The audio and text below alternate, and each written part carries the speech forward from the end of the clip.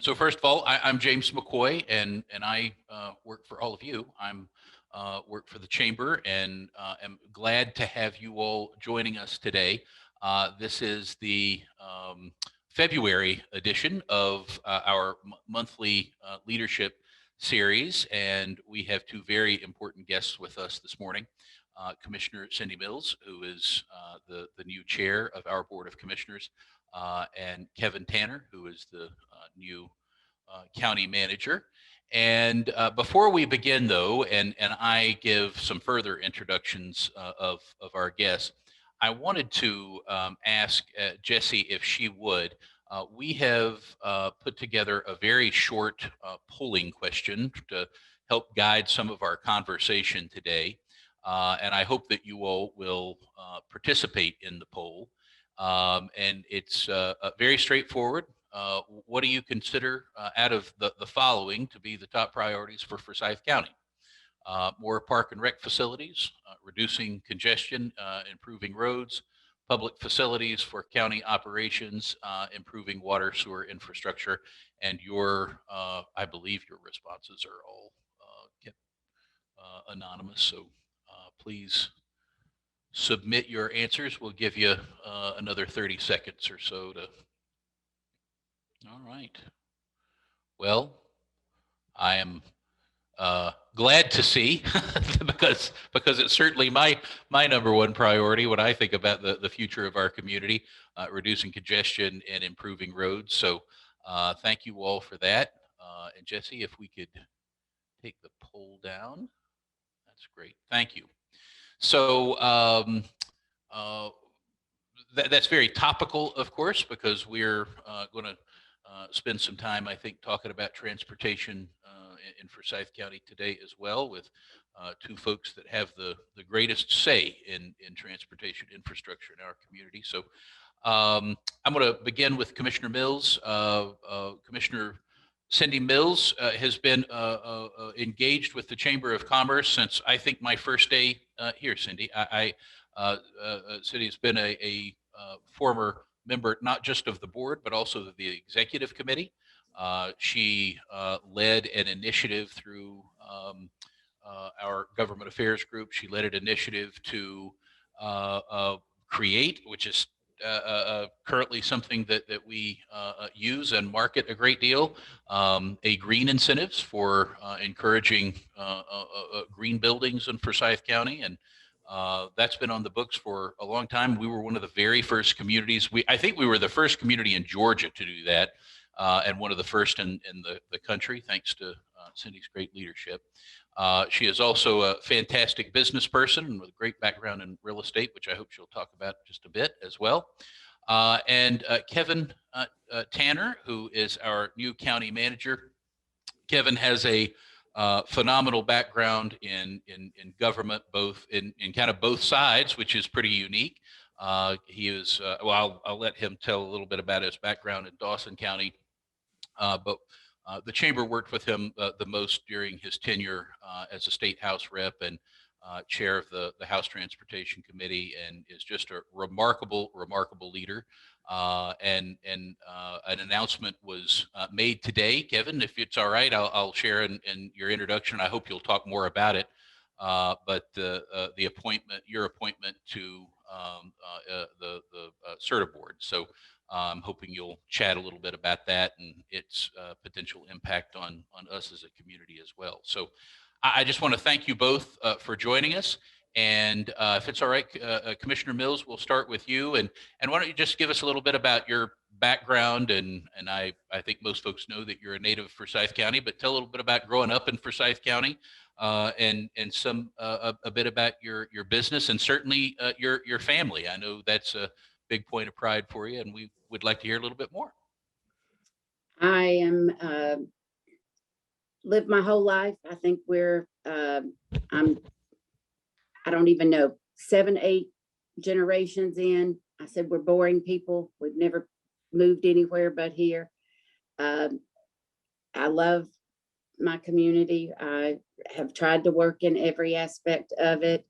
It was sort of a natural progression to move on to county government, I guess. I I've enjoyed serving. This is my third term on the board. I guess a glutton for punishment, but I've been very blessed while I've been in office. Have been able to accomplish, I think, some really good things. It's a hard job. It's not for the faint of heart. I say this sort of not really jokingly, because I think that had I not went through a 3-year divorce, I wouldn't have been equipped to be able to handle the bad things that have been thrown my way in this job, because it's tough. It's a very tough job to do it well. But I think that when James was talking about this being a group for leadership, if you're going to try to do things the right way and you're going to try to work hard at it, you better get ready, because there's going to be people throw things at you. If you're going to be effective and you're going to really fight for things that are right, you're just going to have people that are going to be jealous. You're going to have people that are not going to like it, and you better get ready, because people are going to come at you.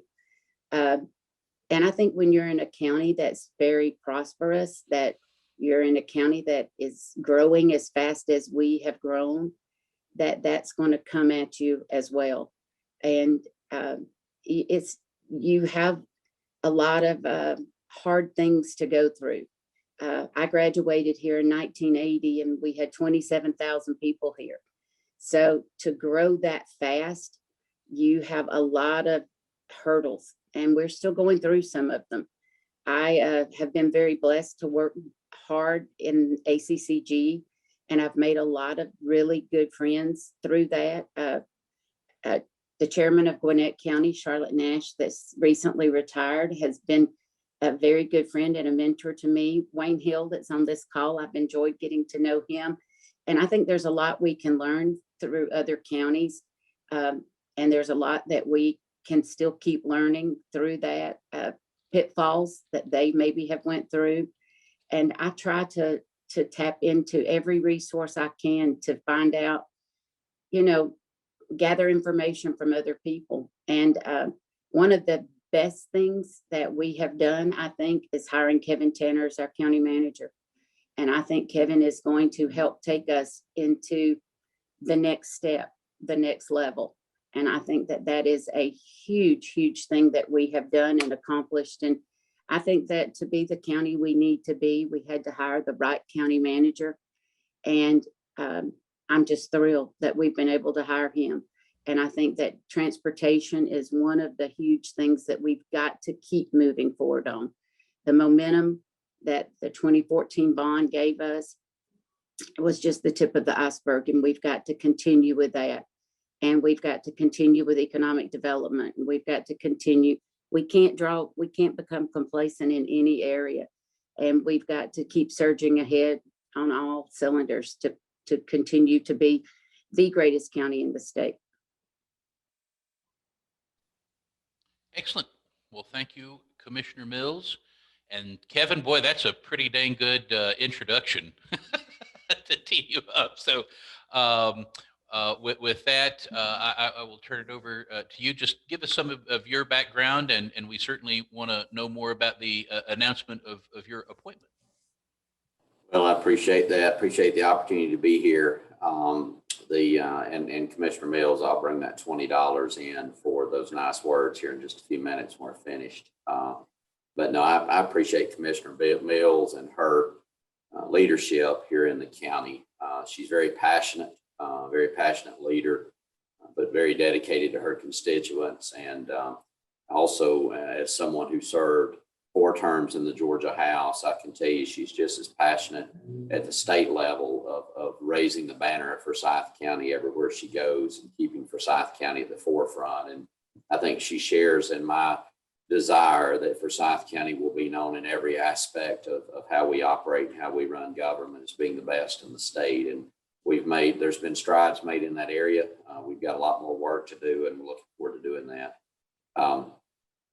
My background, I have served, next month will be 31 years in some form of government, from local government, from running a law enforcement agency to being a county manager. to serving 4 terms in the Georgia General Assembly. I have the great honor of serving as chairman of the Transportation Committee in the Georgia House of Representatives. In that, I also had the opportunity to chair numerous commissions, one being the Freight Logistics Commission I chaired for the past 2 years. I anticipate that you'll see some reports come out of that will lead to additional state funding for transportation over the next couple of years, hopefully as much as an additional $1 billion for transportation. So I was glad to be able to leave that report and leave some, what I think to be some direction for our state to go is in transportation. I also currently chair the Governor's Mental Health Reform Commission, which I'm excited about. I know that's something that Commissioner Mills and I both share a passion for. Look forward to making Forsyth County a leader in that area. In the private world, I have been a businessman over those years. I own several businesses. I'm a licensed light commercial contractor. I'm licensed both in Georgia and in Florida. We've done a lot of residential construction and light commercial work. I also have a poultry farm with 100,000 broilers, chickens. But I've been in business and I've dealt with the government. I've dealt with Forsyth County government from the external side looking in. I've dealt with the planning department, the engineering department, the water and sewer department, the business license department. So I understand firsthand some of the frustrations that our business community feels when they're trying to do good things and just do the right thing. So I think I bring a little different perspective to this job maybe than others because I have both the external experience, but also have 31 years of government service to understand the government side. Personally, I have my wife, Stacy, is a teacher, teaches kindergarten. We have 4 daughters. Our oldest daughter is grown with two boys. We actually got her originally from foster care, raised her, and she's now grown and is doing well. I have a daughter at Georgia, University of Georgia. I have a daughter, junior in high school, and my baby is Chloe. She's in 7th grade. So we live in Dawson County, just about 20 minutes from here, and have strong ties to this community and was blessed to represent part of Forsyth County in the Georgia General Assembly during those 4 terms. James, thank you for what the chamber does. I look forward to continuing to work with you and the chamber leadership as we move Forsyth County forward in a good direction. Kevin, thank you so much and welcome. I know I've said it many times, but welcome. We are thrilled to have you as our county manager, and I look forward to working with you a great deal, continuing to work with you in a whole new capacity. So, well, with that, Commissioner Mills, if you would talk a little bit about kind of what is a new chair of our county commission. What are your priorities looking forward? What do you hope to see happen while you were chair? And just kind of what do you see on the horizon in terms of your priorities? I think one of our goals, one of the things I think our board was wanting to see in hiring a new county manager was we want to have better customer service. And that's not just a better greeting at the front door, which we do want to have. We're just approved signs to go up everywhere because no one that walks in knows what building to go for anything. Even from the parking deck, no one knows. But so we've got fresh new signs going up everywhere. That's really going to be like a kiosk that's telling everybody where to go. But we want to have, we talk all the time about wanting to bring more business here and wanting to get more business in our tax base. But we we talk about wanting to give the chamber more tools in their toolbox. But what does that mean? What does that truly mean? And I feel like, and maybe every commissioner feels this way, but I feel like I am the most accessible human being alive, that everybody can just, I don't even feel like I sleep sometimes, or people just ring my doorbell telling me what's wrong with the county or what's wrong with the department or what's, I literally sit almost on the front row at church, and everybody that comes by before they shake the preacher's hand, they're whispering at me, something's wrong with my road, something's wrong with my this, something's wrong. Did you know it's taken me forever to get this done with the county? I mean, it's just complaint, complaint, complaint. But a lot of them are legitimate. A lot of them are legitimate complaints. I started hearing them, when I was on executive committee with the chamber in 2002 about, I think I was given the task of, can you make the planning department be better? And Jeff Chance was the planning director then, and it was permitting is so slow. And can we get permitting to be better? And so then all those years later, I ran for office, and 8 years later, I'm still trying to make permitting be better. And I joked and told I think the real estate board when I was with them on Scott's thing, that I hit my all-time low, and I do addiction. And, in addiction, you hit I'm not an addict. I do addiction with the drug committee that I'm on. But I hit my low as a commissioner when I was asked by 2 of the guys on my Coal Mountain Overlay Committee to take a call from the guy that was doing a new bathroom with Brownsbridge Church. And he built the Georgia Aquarium. And he said, I've built all over the country, and in particular in the Southeast. And I have never experienced a problem in building a bathroom at Brownsbridge Church like I have.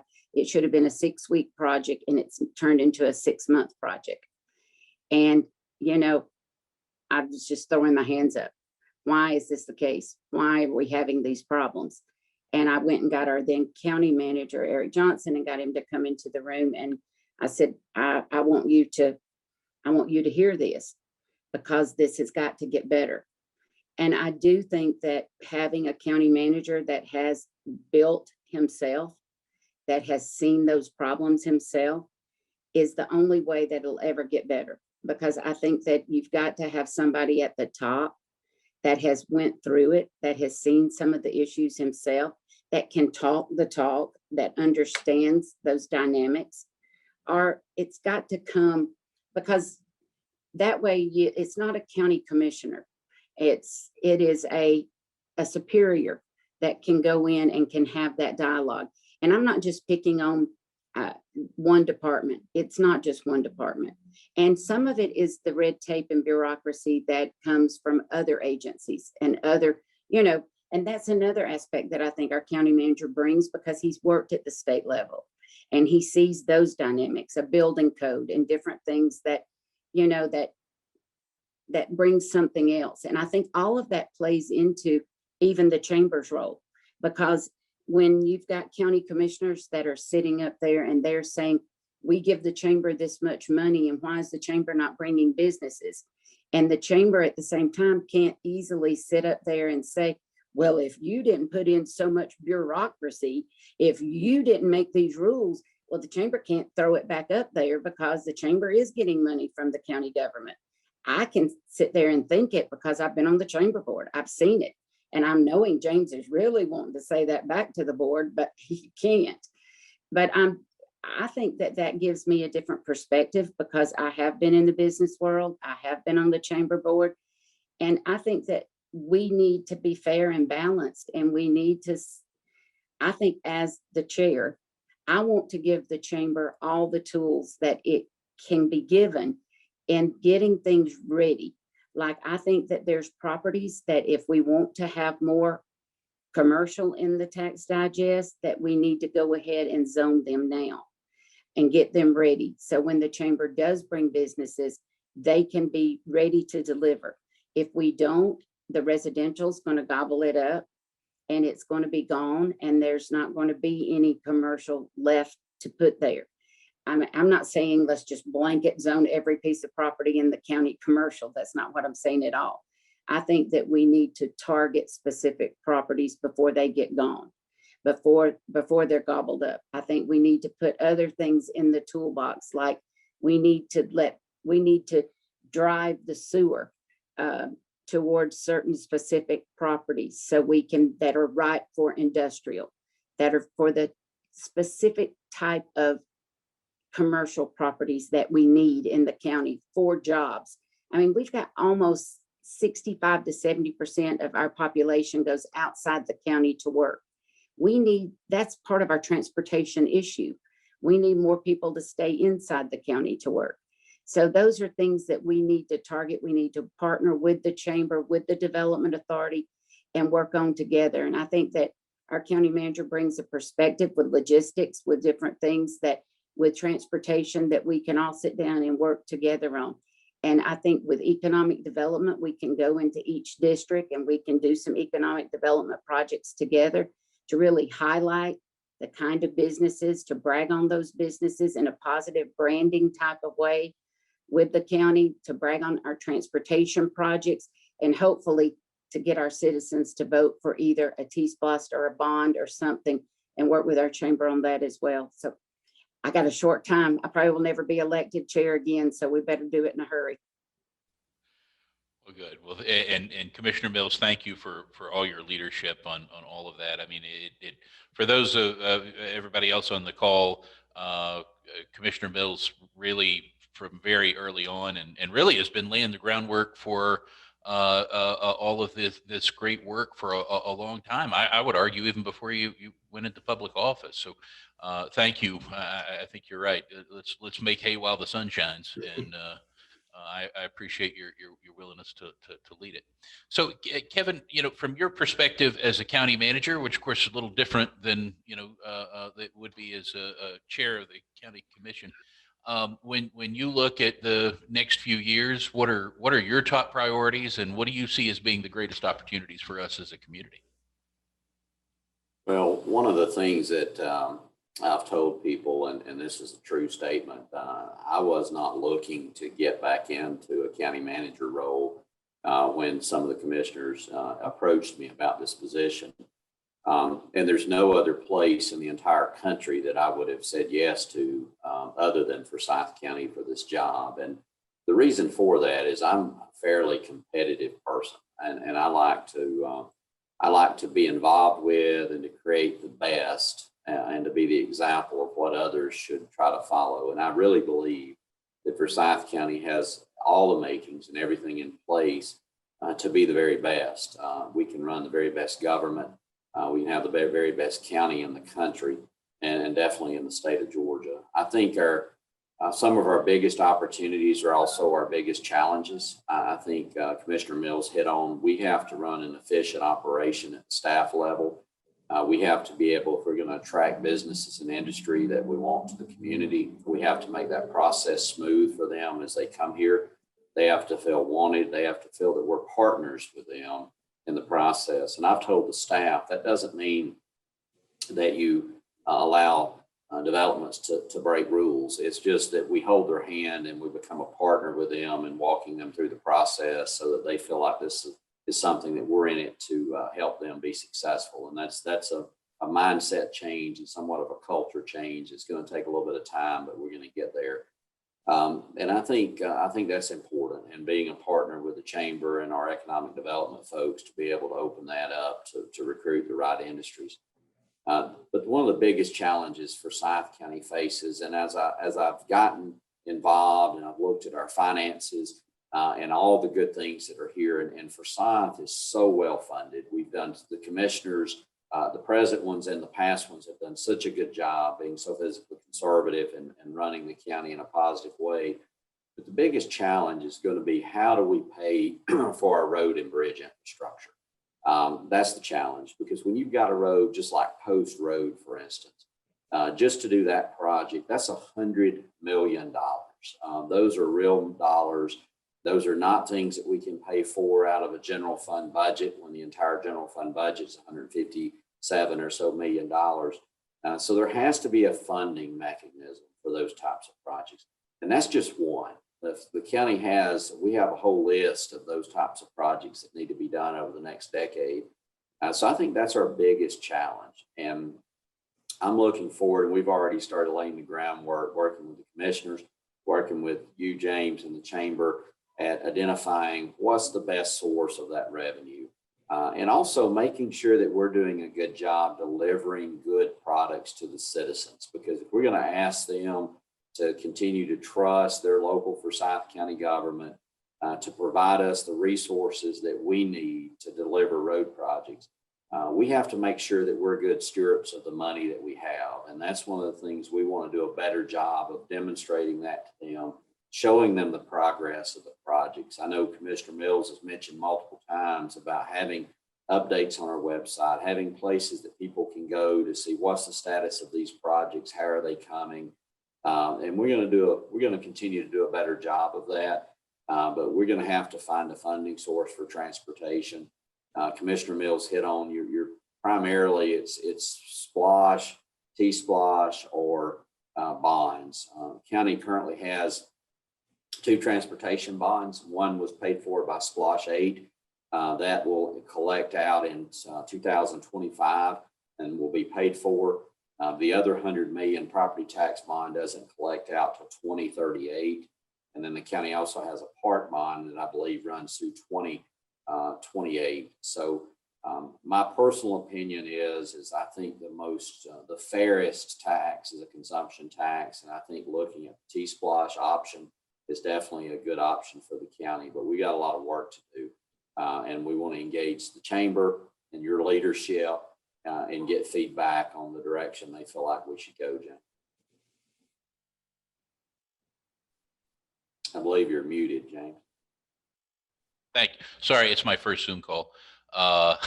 So I do it every time. Kevin and Cindy, you as well. Could you, so T-SPLOST has had several iterations as a public policy. Could you walk us through a little bit about kind of how the T-SPLOST works, how it's different from SPLOST, and what the potential opportunity is there, what we could be considering as a community? Yeah, I'll talk about that a little bit from the state perspective. Been involved in some of those pieces of legislation. When it first came out, TIA came out to develop a regional opportunity to do transportation funding, and it was going to be done in the regional commission regions. That was not very successful in this part of the state for a lot of reasons.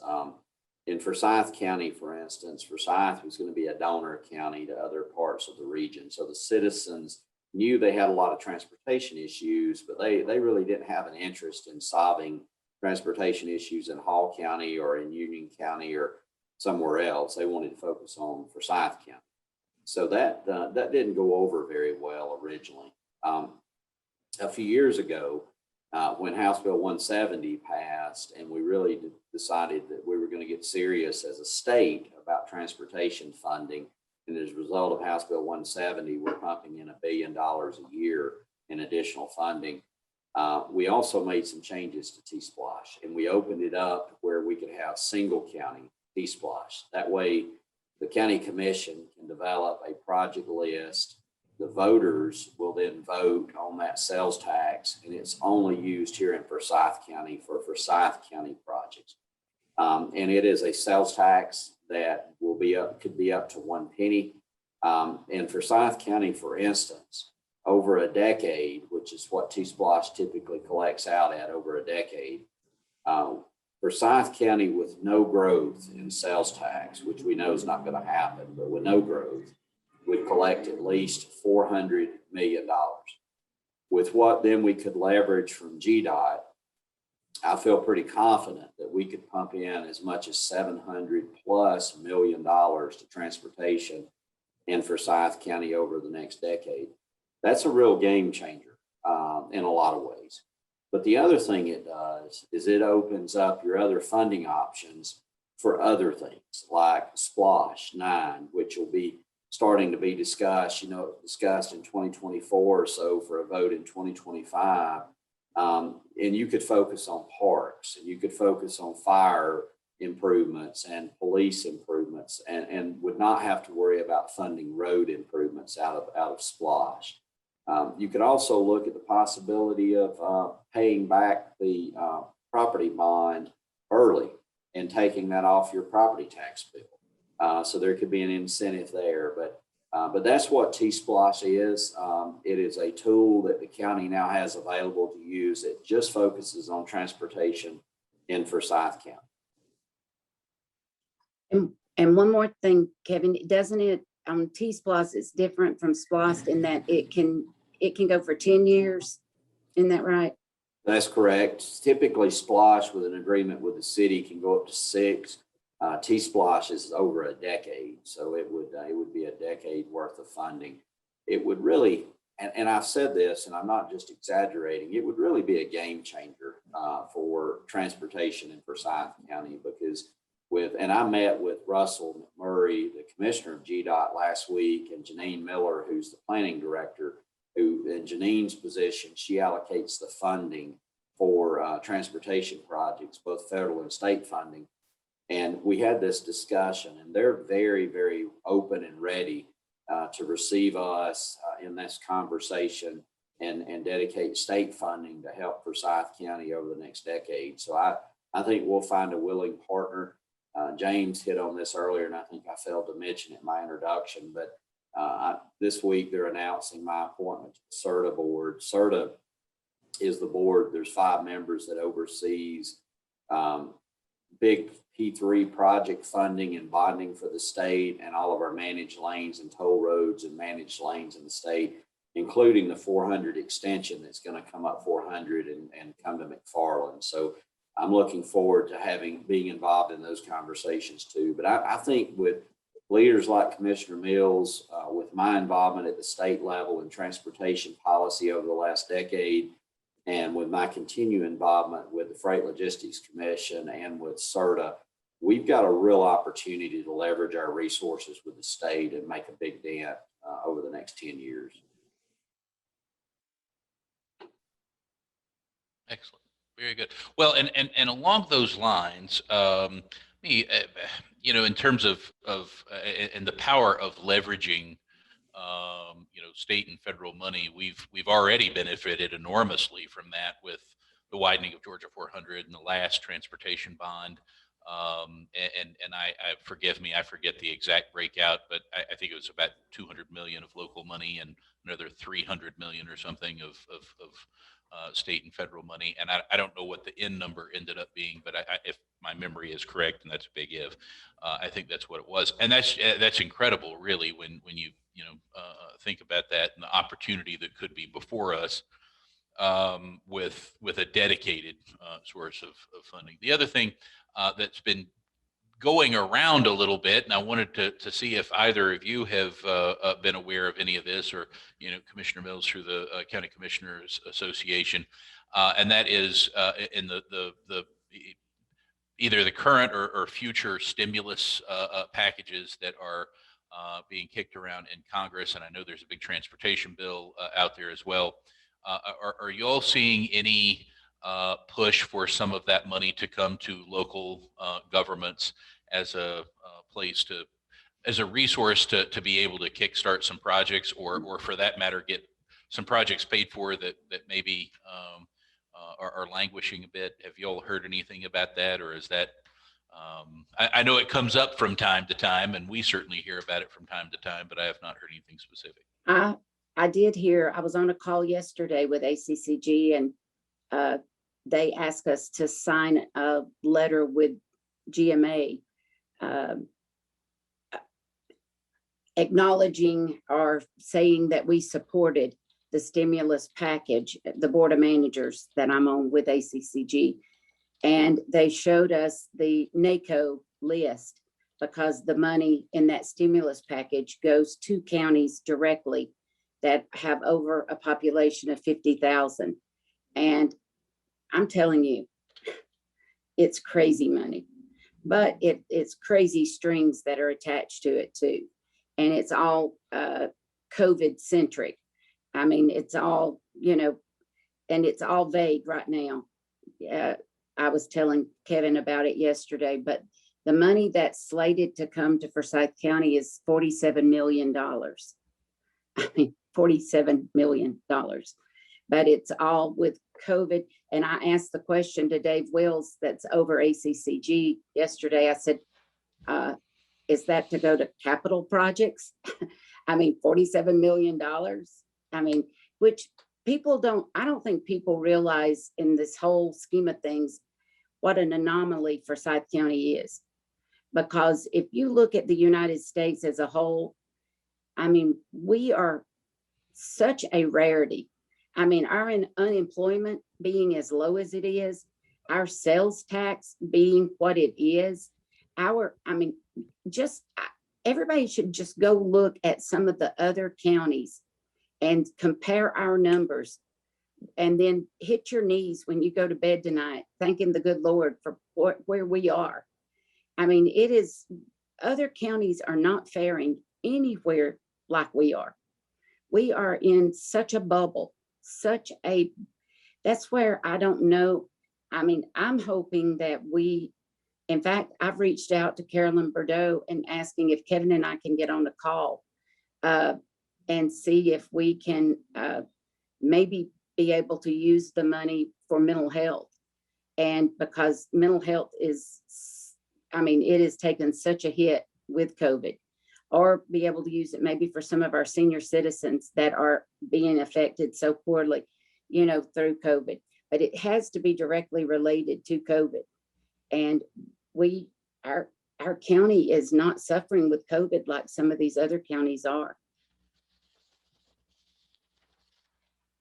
I think you're absolutely right about that. And to echo that, Commissioner, I am part of or the chamber really, and I serve as a representative to it. Part of a group of chambers around the country who are in pretty high growth communities, that similar size, that are similar size chambers as well. And we just did some round robin polling in our last Zoom call, and Forsyth County by about 4 or 5% had the lowest unemployment rate of any of those communities. And those are communities that are similar to us. And just everybody on the call's benefit, we got, for the first time in at least 20 years, Forsyth County during the height of this got into double-digit unemployment numbers. We got just a little over 10%. And that was sort of in that May, June timeframe. The numbers that most recently came out, we're back at about 3%. In fact, we're lower than we were in February and March of this time last year, which is absolutely remarkable. So, so we are certainly very, very fortunate. You're absolutely right. We should be very, very thankful for that. So, let's switch gears. In fact, Commissioner, you mentioned this briefly, and I think my guess is every single person on this call could either personally or probably more so from a business standpoint be able to attest that mental health, addiction has there is an impact to business there, and we've all dealt with it in one way or another, again, either personally or professionally. And so you have been this more than just as a commissioner, but just this community's biggest champion of mental health. And you mentioned that in the discussion with Congresswoman Bordeaux. What do you see kind of happening next in Forsyth County for mental health services and the future of mental health? And as that champion, where do you see that heading, and what do you think is next for us? Well, right now we've been awarded, we've got our Forsyth County Drug Awareness Council that was just awarded our next 5-year SAMHSA grant for our coordinator. So we get $125,000 a year for that coordinator. So that's in good shape. We were awarded a $500,000 grant for our mental health coordinator for our jail. Terry Hawkins is leading that program. That is that's a wonderful program that is helping our homeless in our community. We're doing that through ABITA. We have 2 other employees in the jail through Terry that goes out and really serves the mental health in the community. These are what We call our frequent flyers that call 911 a lot, that are repeat offenders that spend a lot of time in the jail. At the same time, we've started an RSAT program in the jail that used to be just in the state.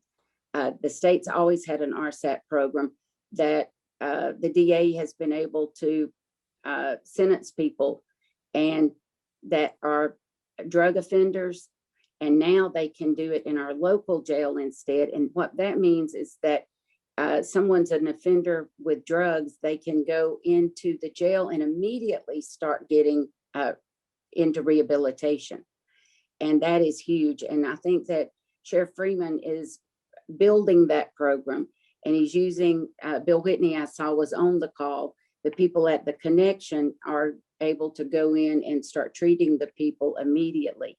And that is huge. I mean, it is huge. That is a game changer that will help restore lives, and hopefully will help them get on the road to recovery. And it means cost savings for every taxpayer in the county. You know, it helps these people to reform their lives, and hopefully it's going to build into job opportunity that they're going to be teaching them. I think Ron's got a plan in place to teach them landscaping, and the women, they're going to learn t-shirt printing, graphic design, something like that. So that is huge. And this is another skill set that Kevin Tanner has, because he's chaired the Mental Health Commission, and they've just turned in their first report. The governor put him on that committee, and hopefully the state's going to be coming up. We just had a mental health meeting this morning that I've had going in the county. We had last year our 4th suicide summit. And so I'm hoping all of this, we got a $100,000 grant from NACO that collects data. And I'm hoping all of this is getting Forsyth County in place for what we hope will be a really big grant, that we will hopefully get a place that will be like a treatment center one day, or a day center or something. Right now, Hall County is the only place that we can send people to, that are the jail. And we're hoping that one day we will have our own we will have provision for people. And Kevin, if you will share a little bit about the report that came out, because hopefully there will be state law that will come from it. Yeah, thank you, Commissioner. I chair the Mental Health Reform Commission. It's actually the Behavioral Health Reform and Innovation Commission that was codified into law, and the governor gets to appoint the chair of that. It's a 4-year commission, and we produced our first report at the end of last year, turned that over to the governor and leadership in the House and Senate. So excited to see what moves forward with that. We have quite a lengthy report that's available online, and I think we're going to see some good changes.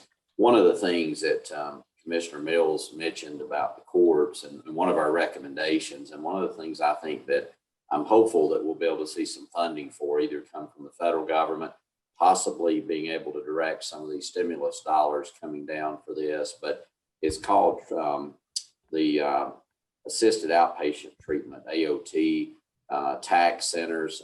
Florida has done a good job in Miami-Dade area with this.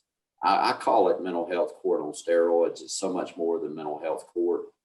It's really a complete collaborative wraparound services for people who are suffering from mental health problems that can get the treatment they need and avoid jail time. So we're looking forward to that. And like Commissioner Mills said, finding a way to have a crisis stabilization center here in Forsyth County would be an important step in the right direction. One of the other big issues around mental health is people who suffer from acute, severe, reoccurring mental health like schizophrenia, bipolar. Transitional housing is very important to those people. Peer support groups, transitional housing is a big component of that. So the commission's made up of some of the best leaders that we have to offer. The CEO of Children's Healthcare, the former head of the CDC, Dr. Brenda Fitzgerald, and a whole host of other people that are on there that really are experts in this area. So looking forward to continuing to work in that commission and with Commissioner Mills so that we can make Forsyth County a shining example of here we are and we're ready, and a lot of foundations already been laid. So give us the opportunity to lead the way for the state. Excellent. And just to echo that too,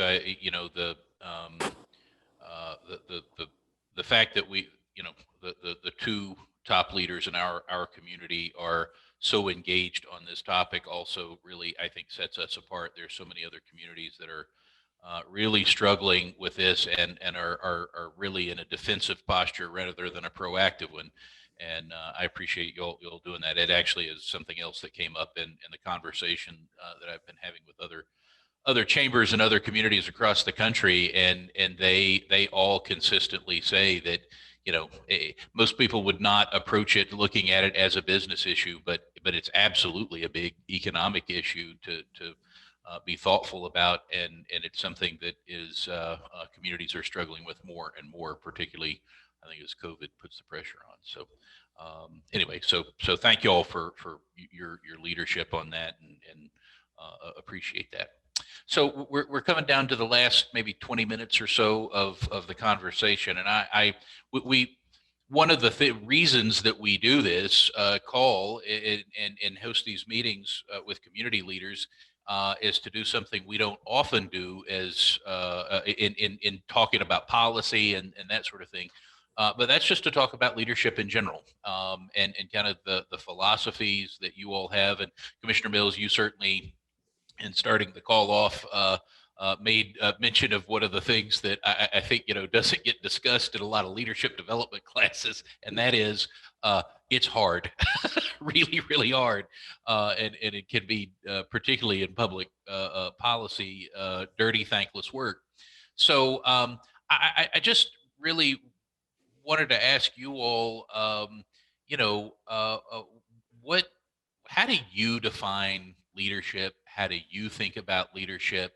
And how you bring that to the work that you're doing. So maybe Commissioner, we can start with you.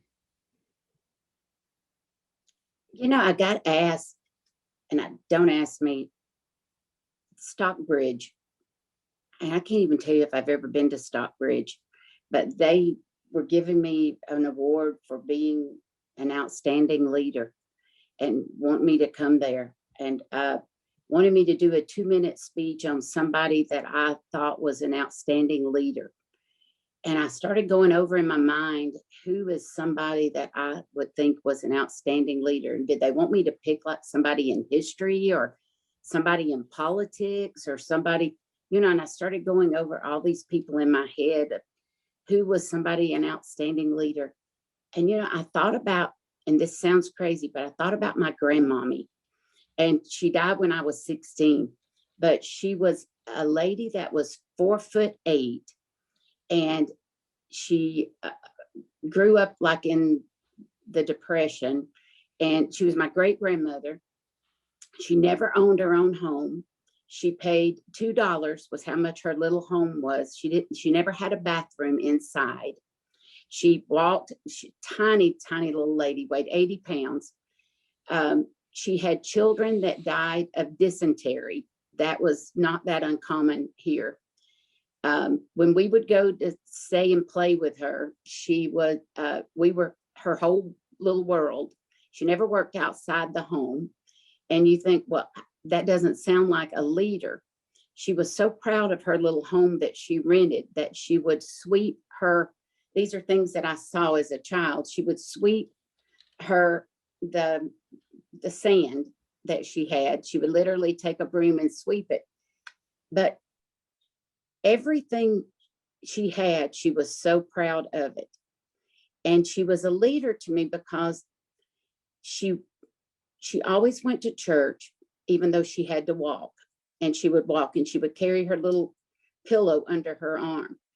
And her husband died when her 2 children were very young, and she didn't quit, and she raised them. And she always put her children and everything first. And I think a leader to me it's just somebody that doesn't quit and they don't use excuses and they don't let the things, the environment that's around them define them. And they set their sights on a target or they put their priorities in the right place and they keep going.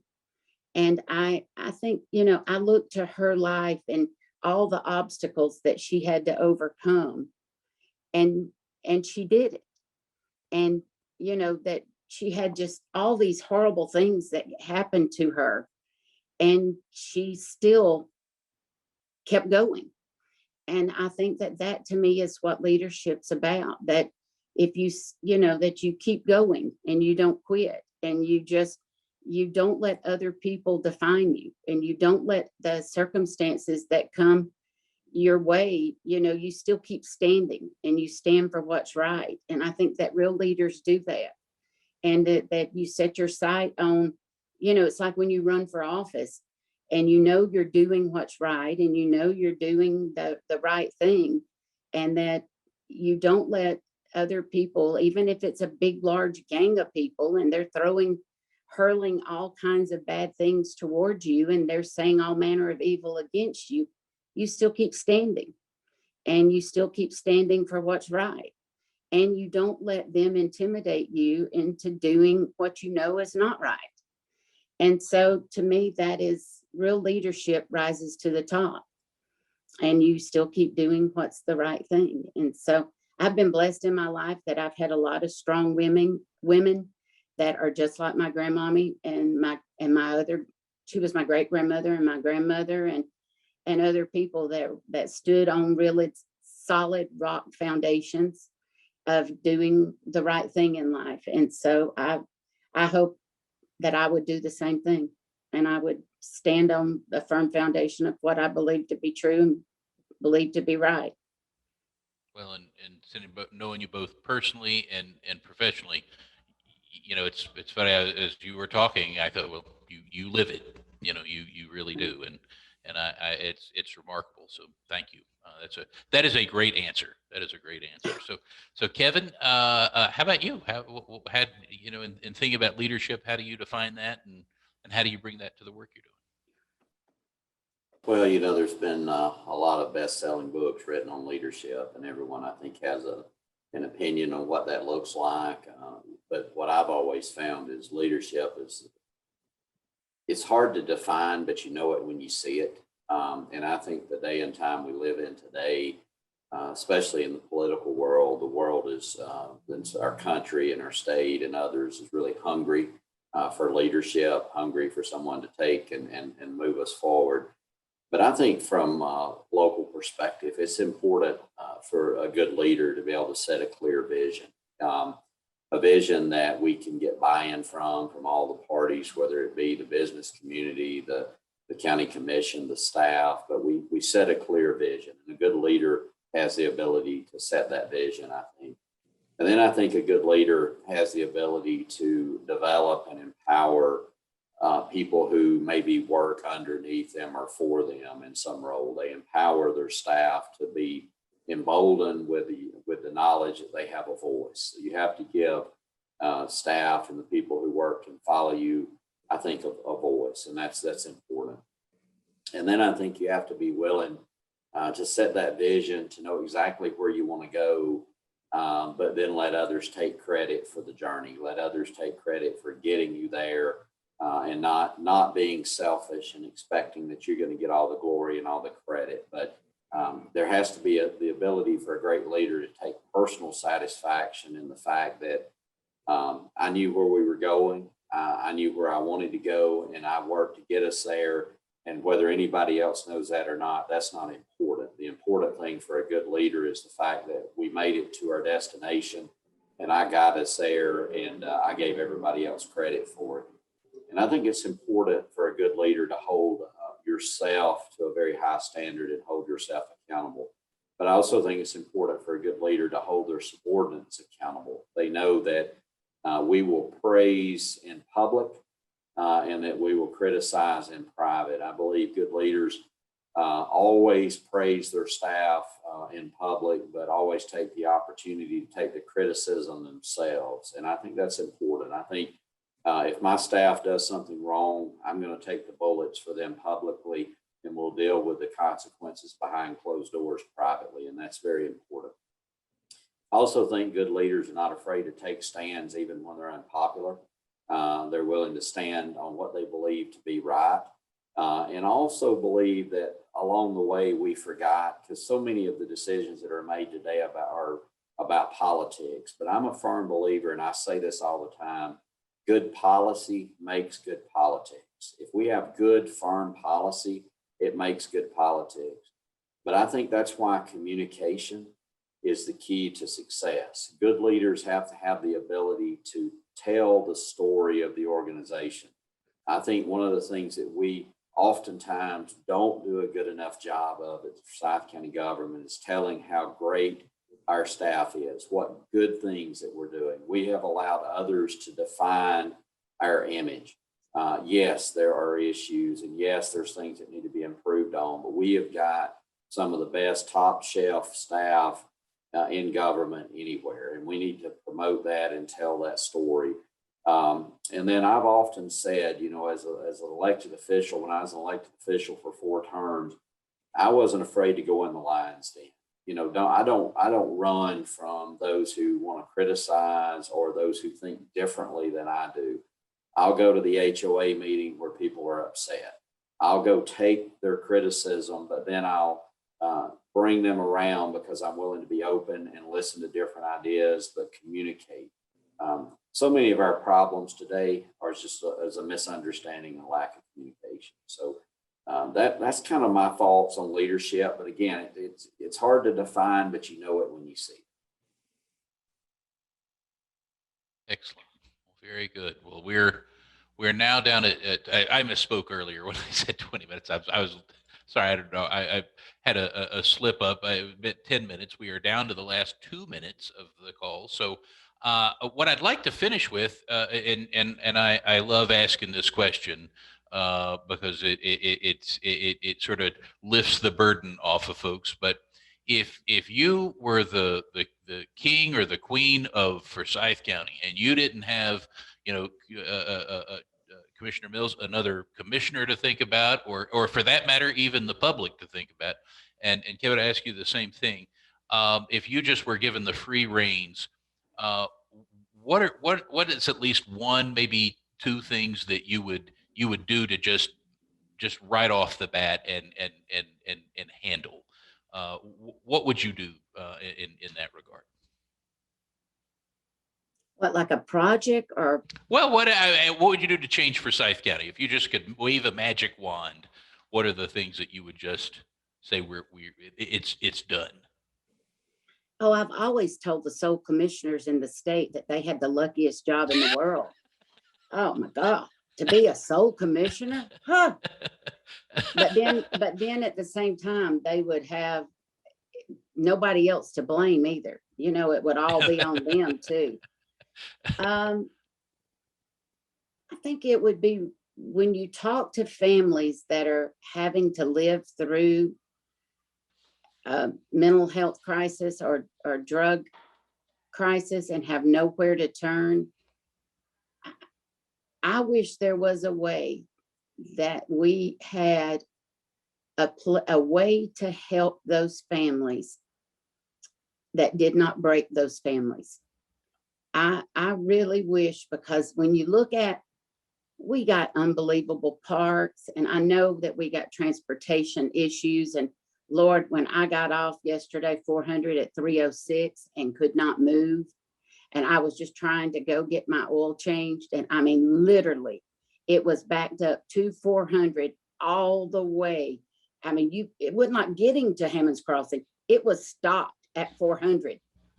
I mean, stopped right there. I mean, I couldn't even get over the bridge, and I was coming from 306. I mean, it was literally stopped. But when you talk on the phone, and you know how desperate a mom and dad that lives in Windermere, that's not even in my district, and they're calling me, and a daddy is so worried that their son is getting out of jail, and they're going to die from a drug overdose because he knows they're going to go right back to using again. And they've already mortgaged their home for the second time because when he went into rehab the last time.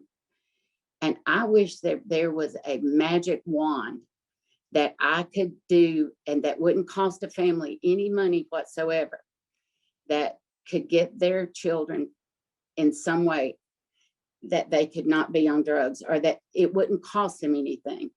And I've never had a child on drugs. I've never had, but if there was something, to me, that would be, if there was a way of having that I could give them. I've just never talked to people that are so burdened and so worried, or to talk to a mother or daddy that's child has committed suicide or ended their life with suicide. To me, that is the saddest, most hopeless. If I could help that family to not have to face that, it would be the greatest gift. That's excellent. Well, very good. Thank you. Kevin? Well, I was gonna mess with Carl Rogers because I saw he was on the call, and I was gonna say if I could be anything, I'd want to be Carl Rogers. But in all seriousness, first of all, I really enjoy working collaboratively with people to get them to pull together and to get us all in a common vision. But, if I was the dictator, I think a couple of things I would probably do would be, number one, I'd rewrite the UDC that the county operates under. And I would do it in a way to where someone with a normal level of education could pick that up and read it and understand it. And it would be very straightforward that this is what I need to do. This is what's allowed and not allowed.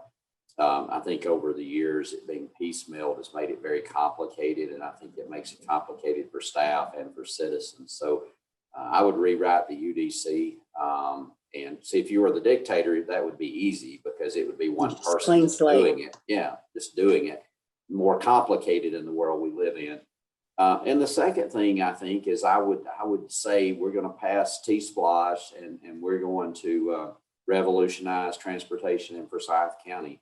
And that would free up a lot of dollars from other sources that we could do a lot of other things that could be beneficial to Forsyth County, including mental health, including addiction and other things. So, but I guess the other thing would be that everybody would take personal responsibility, that everyone would stay in their lane, that they would take personal responsibility for their actions. Government's not able to solve every problem that everyone has. And then that's unfortunate, but it's just a fact. So, but I'm happy with where I am and I'm happy with the commission I have, and I'm looking forward to working with them collaboratively to really solve some big problems. So James, thank you for taking the time to put this group together today.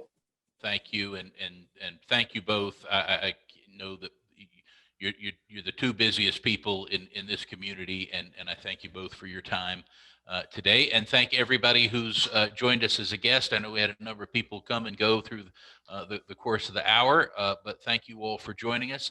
And we will be reposting this.